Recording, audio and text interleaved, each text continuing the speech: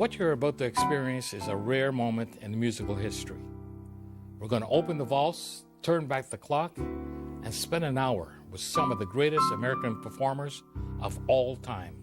And I mean great, because I'm talking about the likes of Ella Fitzgerald, Duke Ellington, Sarah Vaughan, and Nat King Cole.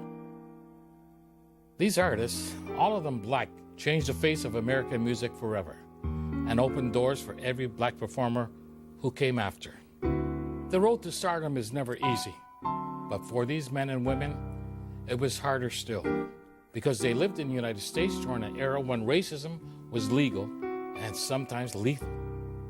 This was an era of racial segregation reinforced by a system called the Jim Crow laws.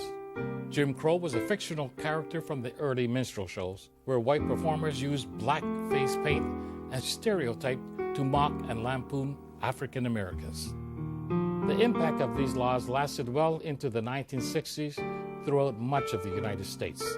They materialized in the form of signs that hung over the entrances to restaurants, clubs, and movie theaters across the country that read whites only or colored entrance.